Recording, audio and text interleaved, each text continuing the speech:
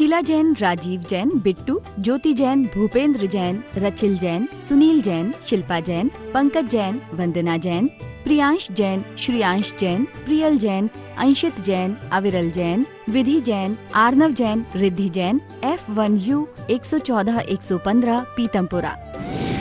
Shri Arun Jain, Shrimati Rekha Jain, DU 28 Pitampura. Shri Suresh Chand Jain, Shrimati Shanti Devi Jain, Shri Sanjay Jain, Shrimati सपना Jain, Shri Naresh Jain, Shrimati Meenu Jain, Namit Jain, Paras Jain, DU 97 Pitampura. Shri Rajesh Jain चावल वाले, श्रीमती पुष्पा जैन, श्री अनुज जैन, श्रीमती तमन्ना जैन, श्री अमन जैन, श्रीमती मेघा जैन, FD 29 पीतमपुरा। श्रीमती बिरमा देवी जैन, धर्मपत्नी स्वर्गीय Shri Lalchand Jain, Shri Sunil Jain, Shrimati Kusum Jain, Shri Saurabh Jain, Shrimati Sonal Jain, Shri Mayank Jain, Shrimati Divya Jain, master Vihaan Jain, baby Mysha Jain, DU 43 Pitampura. Shri Hemchand Jain परिवार, Shri Pradeep Jain, Shrimati Ruma Jain, Shri Rajat Jain, Shrimati Anshu Jain, master Hridyansh Jain, FU 8 Pitampura. Shri Anil Kumar Jain, Shrimati Rekha Jain, Shri Kartik Jain, Shri Kunal Jain, F1U 137 Pitampura. Shri Santosh Jain, Shri Sanjay Jain, Shrimati Kavita Jain, कुमारी श्रावी जैन, श्री रजत जैन, DU 49 पीतमपुरा। श्री प्रकाश चंद जैन, श्रीमती चंद्रकांता जैन, श्री पंकज जैन, श्रीमती नीलम जैन, श्री सुशांत जैन, श्री दिव्यांश जैन, CU 76 पीतमपुरा। जय श्री ओम नमः सिद्धेभ्यः। जय श्री महावीराय नमः। जय श्री परम्पराचार्य गुरुवे नमः। जय श्री उमा स्वामी गुरुवे नमः। जय श्री शांति सागर गुरुवे नमः। जय श्री विद्यानंद गुरुवे नमः। मोक्षमार्गस्य नेतारं भेत्तारं कर्मभूभृतां ज्ञातारं विश्वतत्त्वानां वन्दे तद्गुणलब्धये। मङ्गलं भगवान् वीरो मङ्गलं गौतमो गणी मङ्गलं कुन्दकुन्दार्यो जैन धर्मोस्तु मंगलम। हम सभी लोग तत्वारसूत नामक महान ग्रंथ का अध्ययन कर रहे हैं, जो कि आचार्य कुंद के पट्ट शिष्य आचार्य उमा स्वामी द्वारा विरचित है। संस्कृत साहित्य का उच्च कोटि का ग्रंथ है। यह ग्रंथ 10 अध्यायों में है, जिसमें तत्व का वर्णन दिया हुआ है। हम प्रथम अध्याय, जिसमें जीव तत्व के बारे में पढ़ रहे हैं। भगवान आचार्य कुंद स्वामी हमें मोक्ष मार्ग का रास्ता बताते हुए, मोक्ष का उपाय बताते हुए उसी की व्याख्या को हमें समझा रहे हैं। अभी हमने कल तक समझा था सम्यक दर्शन के भेद, सम्यक दर्शन के प्रकार, कितने कितने प्रकार के सम्यक दर्शन होते हैं, और उसी की बात को आगे बढ़ाते हुए कल एक प्रश्न आया था कि सम्यक दर्शन की उत्पत्ति के कारण, कि सम्यक दर्शन के भेद तो हो गए, लेकिन हम तो सम्यक दर्शन प्रकट भी करना चाहते हैं ना, तो वो सम्यक दर्शन कैसे प्रकट हो, इसकी बात आज अपन पढ़ेंगे। और इसके लिए अपन सबसे पहले सूत्र को पढ़ते हैं। सूत्र नंबर 3 अपनी जिनवाणी में यदि आपके पास हो तो देखिए 3 नंबर का सूत्र है। उस सूत्र का हम सब लोग उच्चारण करेंगे। एक बार हम बोलेंगे और दोबारा सभी आप लोग बोलेंगे। तन निसर्गा, बोलिए, तन निसर्गा दधि गमाद्वा, तन निसर्गा दधि गमाद्वा। एक बार पूरा बोलेंगे, तन निसर्गा दधि गमाद्वा। ये सूत्र का उच्चारण है। आप लोग के पास भी घर में जिनवाणी होगी, आप भी खोल के बैठ सकते हैं, कॉपी लेके बैठ सकते हैं, नोट भी कर सकते हैं। तन निसर्गा दधि गमात्वा। अब इसके लिए अपन सूत्र को समझने के लिए बोर्ड के माध्यम से इसको समझते हैं। तो अपन ने पढ़ा इस सूत्र को, सूत्र नंबर 1 अध्याय का 3रा नंबर सूत्र है, और सूत्र है तन निसर्गा दधि गमाद्वा।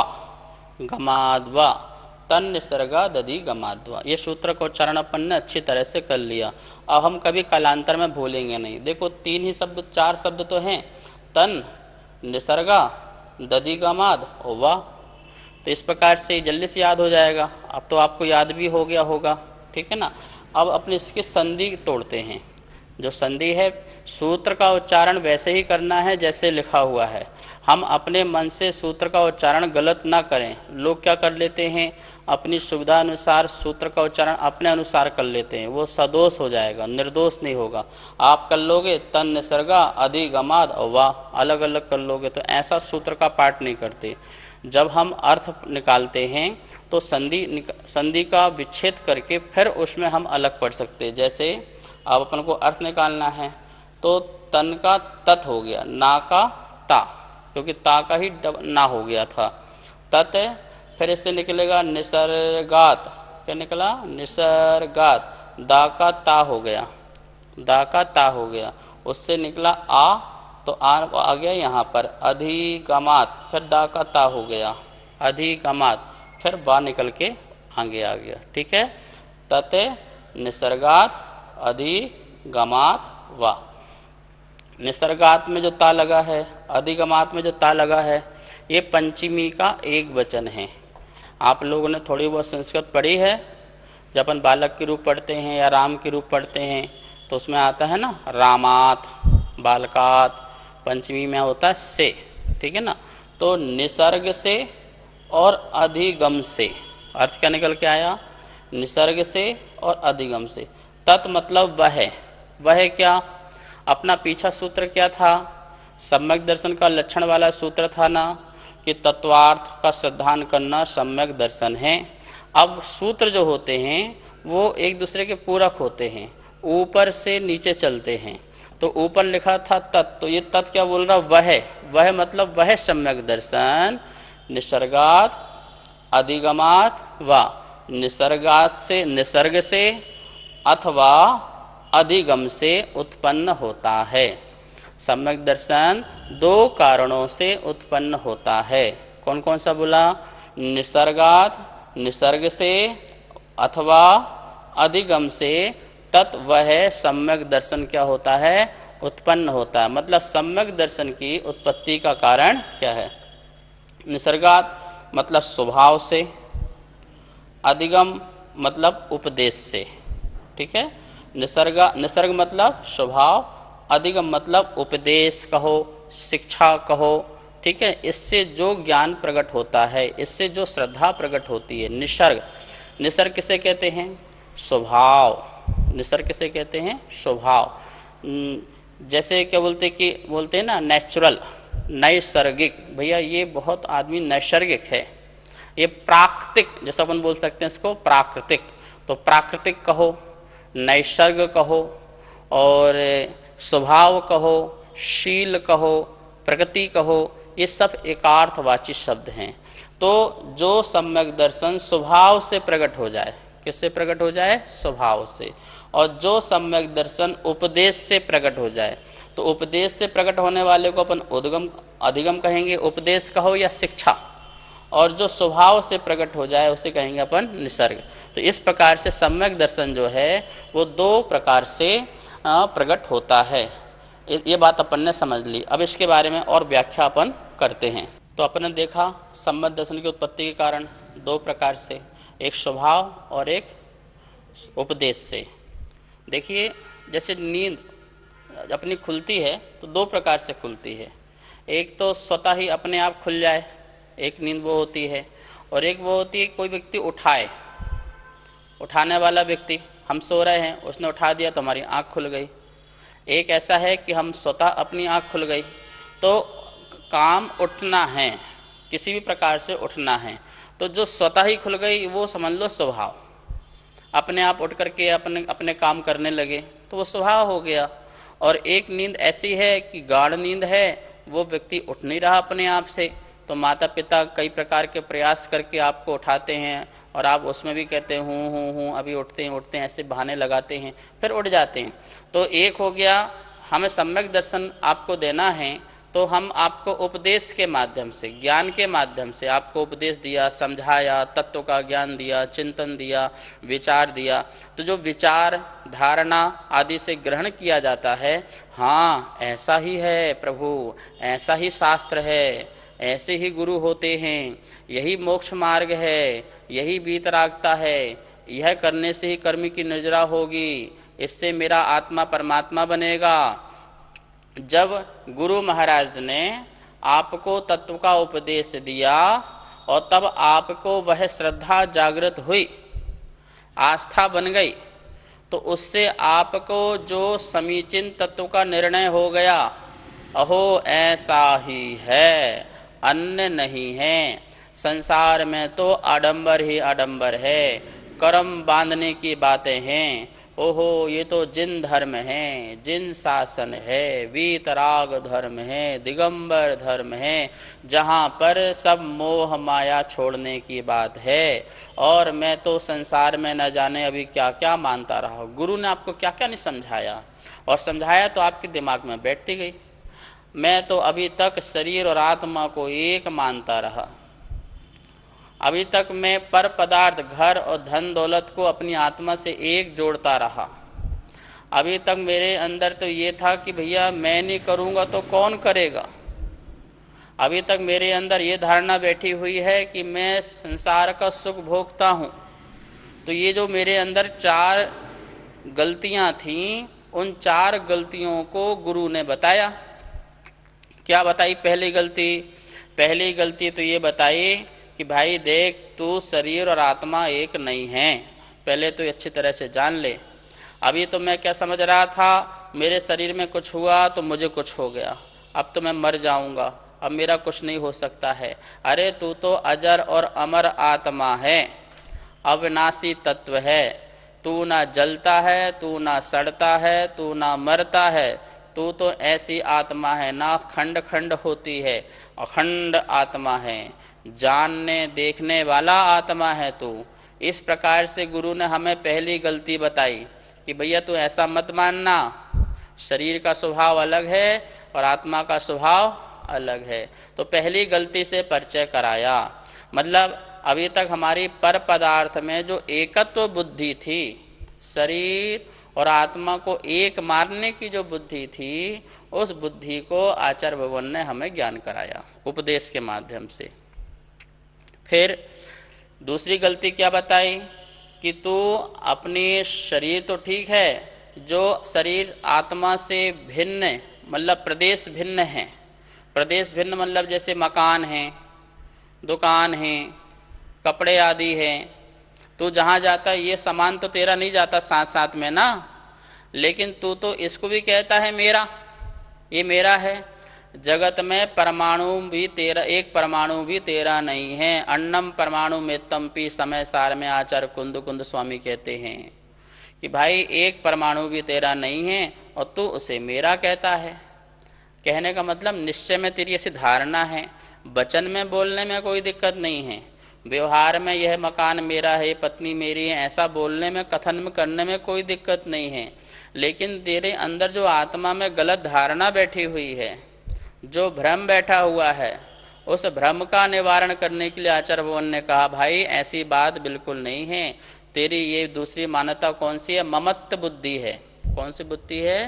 पर पदार्थ में ममत्व बुद्धि, उससे भी तेरा परिचय करा दिया। अहो मैं तो अकेला, आप अकेला अवतरे मरे अकेला हो, मैं अकेला आया था अकेला जाऊंगा, मेरा तो कुछ भी ना था ना है, मेरी तो सिर्फ एक आत्मा है जो जानती और देखती है। तो 2 गलती से परिचय करा दी, पर में एकत्व बुद्धि, पर में ममत्व बुद्धि, इसका परिचय करा दिया। फिर तीसरा परिचय, मैं तो ये सोचता था कि मेरे बिना काम ही नहीं चलेगा, मैं ही तो घर बनाता हूँ, मैं ही तो मकान बनाता हूँ, मैं तो पैसा कमाता हूँ, मैं तो बच्चे पालता हूँ, मैं तो उनको बड़ा करता हूँ, और मैं ये करता हूँ, मैं वो करता हूँ। अरे भैया मैं जगत में कुछ भी नहीं कर सकता, हर काम में मैं निमित्त तो बन सकता हूँ, कारण तो बन सकता हूँ, पर हर काम अपने अपने परिणमन से होता है। सबका परिणमन अपना अपना है, सबकी योग्यता अपनी अपनी है, सबकी शक्ति अपनी अपनी है। मैं बच्चे के अंदर अपनी शक्ति नहीं डाल सकता, वो अपनी शक्ति के अनुसार परिणमन करेगा। मैं पुस्तक दे सकता हूँ, कमा करके सारे साधन दे सकता हूँ, लेकिन ज्ञान मैं नहीं दे सकता, वो उसका अपना परिणमन है। तो इस प्रकार से मकान के लिए मैं ईंट पत्थर इकट्ठे कर सकता हूँ, लेकिन उनमें ईंट पत्थर बनने की योग्यता उनकी अपनी स्वयं की है। तो इस प्रकार से संसार में हर वस्तु अपनी योग्यता से बनती है और उसमें हम निमित्त मात्र होते हैं, पर हम निमित्त के कर्ता हो जाते हैं कि हम नहीं होते तो बनता नहीं, हमने बनाया, हमने ऐसा किया, हमने खाना बनाया, हमने गाड़ी चलाई, हमने ये किया, हमने वो किया, ये मैं अहंकार अहंकार। तो बोले ऐसी कर्ता बुद्धि जो है ये तेरा भ्रम है, बहुत बड़ा भ्रम है, इस भ्रम का भी तू निवारण कर ले। तो तीसरी गलती आचार्य बुद्ध ने हमें उपदेश से ये बताई। और चौथी गलती क्या बताई? भोक्ता बुद्धि। तीसरी कौन सी हो गई? स्वामित्व बुद्धि हो गई, कर्ता बुद्धि हो गई। और चौथी भोक्ता बुद्धि। भोक्ता बुद्धि क्या? यदि मैं ये कपड़े पहनता हूँ तो मुझे सुख मिलता है, मैं इस मकान में रहता हूँ तो मुझे सुख मिलता है, मुझे ऐसा भोजन मिलता है तो मुझे सुख मिलता है, मुझे अच्छा लगता है। अरे भैया, भोजन से सुख कैसे हो सकता है? मकान से सुख कैसे मिल सकता है? तेरी तो बुद्धि ही भ्रष्ट हो गई। यदि मकान से सुख मिलता हो तो बोलो अंबानी के पास कितने मकान हैं, सुखी है क्या वो? सुखी नहीं है, तभी तो हाय हाय तौबा लगी, और करूं और करूं और करूं और बनाऊं। तो सुखी कहाँ है? रात को नींद की गोलियां खाना पड़ती होंगी, भोजन के लिए इंजेक्शन लगाना होता होगा, तो काहे के सुखी हैं बताओ? यदि धन से सुखी होते हैं तो चक्रवर्ती को सुखी होना चाहिए, फिर उसे मुनि नहीं बनना चाहिए, उसे घर नहीं छोड़ना चाहिए। भोजन पाने से सुखी होते हैं तो वो जो रसोइया दिन भर खाना बनाता वो दिन भर खाता रहता वहाँ बैठे बैठे, वो खुशी हो जाना चाहिए, तो वो भी खुशी नहीं होता है। इसका मतलब ना भोजन से सुखी मिलता है, सुख मिलता है, ना धन से सुख मिलता है, ना परिवार से सुख मिलता है। लेकिन तेरी सुख की परिभाषा ही अलग रही। तूने सोचा जितने साधन मिलेंगे उतना सुखी हो जाऊंगा, तो साधन जिसके पास हैं फिर उसको सुखी होना चाहिए ना, उसको आनंद में रहना चाहिए, शांति में रहना चाहिए। लेकिन महा अशांति वही लोग ज़्यादा हैं जिनके पास जितना है।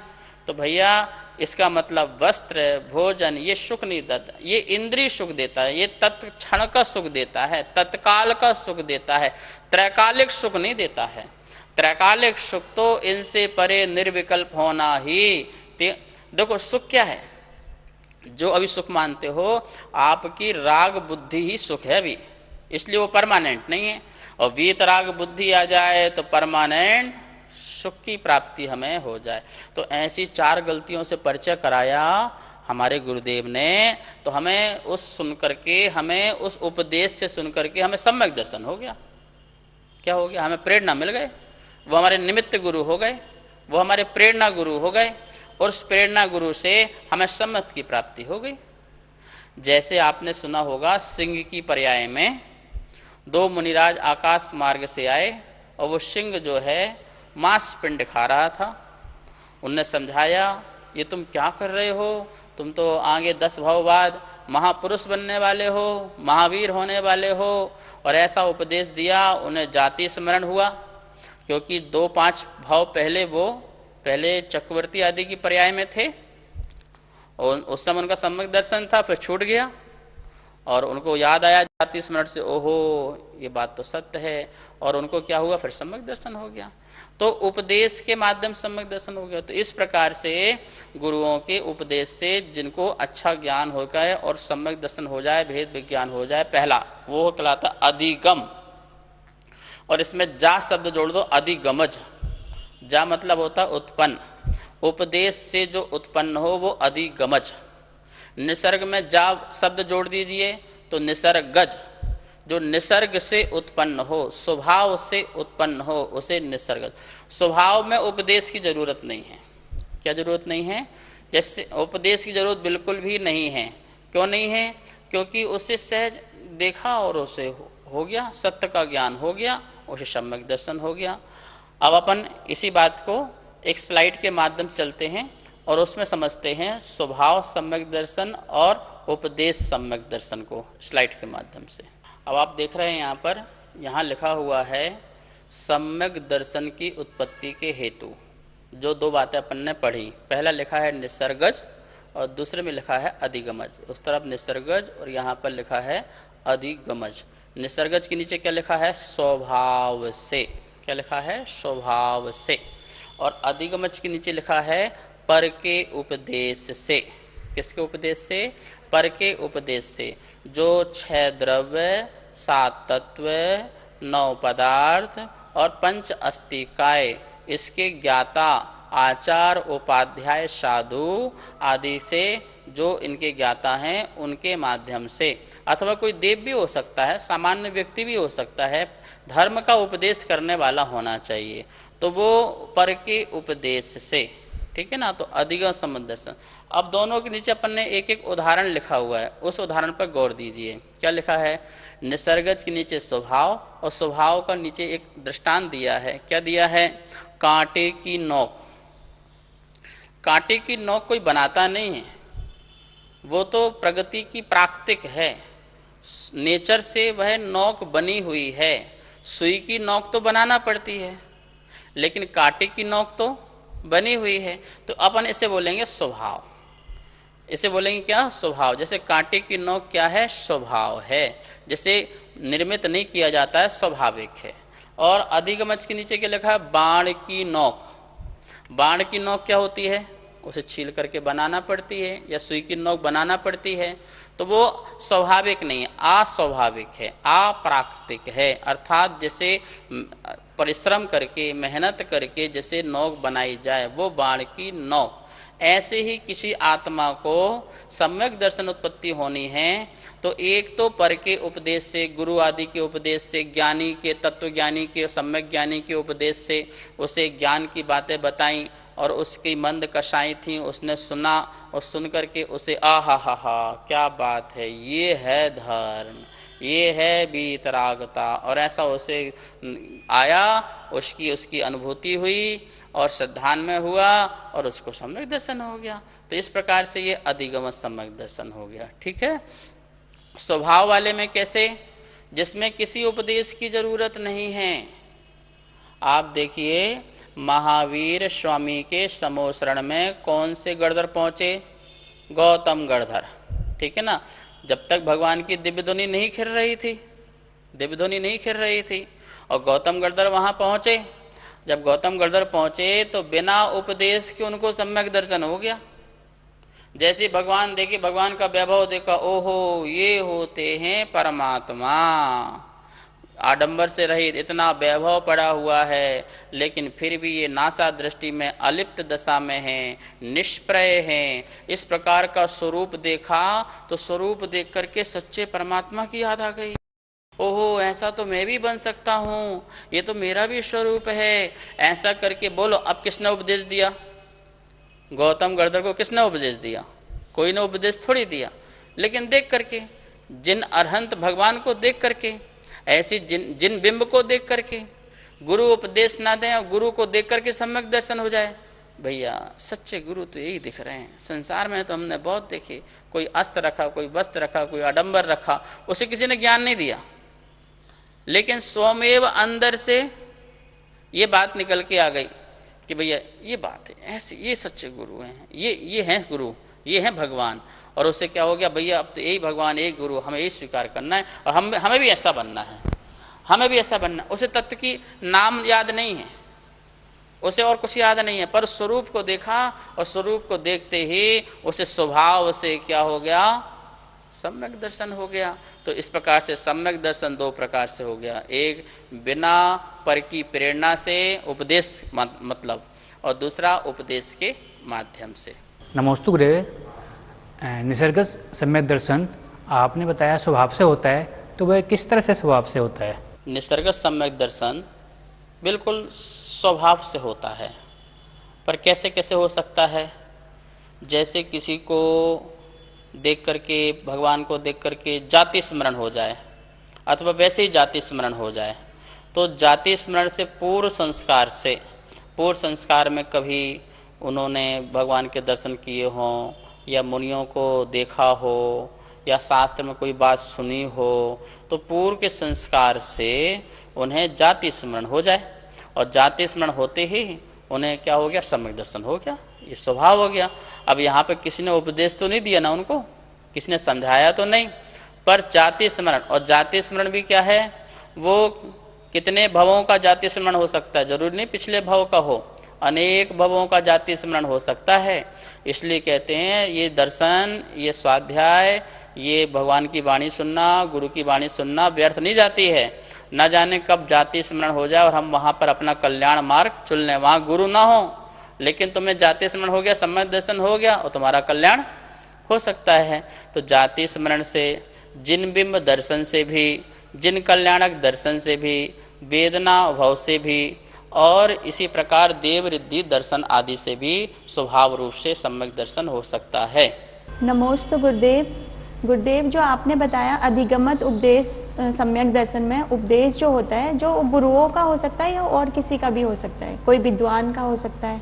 बहुत सुंदर प्रश्न है। लब्धि सार में इसका आंसर दिया है।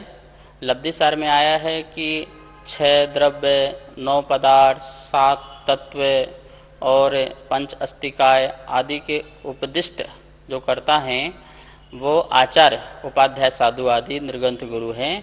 उनका प्राप्ति होना वो देशना लब्धि में आता है कि ऐसे उनके द्वारा देशना मिल जाए तो आप तो सौभाग्यशाली हैं, यदि निर्ग्रंथ गुरुओं के मुख से यदि आपको धर्म की बातें मिल जाएं। लेकिन शास्त्र में तो चारों गतियों में ही सम्यक दर्शन हो सकता है ना, तो वहाँ भी देशना देव, एक देव किसी दूसरे देव को संबोधन कर सकता है जो धर्म का अधिकारी हो, धर्म जानता हो। देव तीसरे नरक तक नारकी जीवों को भी संबोधन करने के लिए धर्म श्रवण दे सकते हैं, तो वहाँ भी जा सकते हैं। तो इस प्रकार से जो धर्म को जानने वाला ज्ञानी है, पंडित है, मुनिराज है, देव हैं, सम्यक दृष्टि हैं, वो भी किसी भी जीव को धर्म का उपदेश दे सकते हैं और उनके उपदेश से किसी को भी सम्यक दर्शन की प्राप्ति हो सकती है। इसलिए किसी भी विद्वान से आप धर्म ध्यान की बात सुन करके आत्मसात कर सकते हैं और स्वयं भी उसका अध्ययन करके अपने जीवन को धन्य कर सकते हैं। सुनीत जैन, नीरज जैन, विभोर जैन, इति जैन, सर्वांग जैन, चारू जैन, गौरव जैन, दर्श जैन, अनेकांत जैन, कोकिला जैन, कनिका जैन, गौरव जैन, अर्घ्य जैन, नितिका जैन, मयूर जैन, पर्व जैन, अदिति जैन, सामवेद, तिलका देवी जैन, मनोज जैन, उषा जैन, सुनित जैन, नीरज जैन, अनेकांत जैन, कोकिला जैन, राजीव जैन, वंदना जैन, राजीव जैन, वंदना जैन, वरुण जैन, पूजा जैन, वाणी जैन, श्रीमती कमलेश जैन,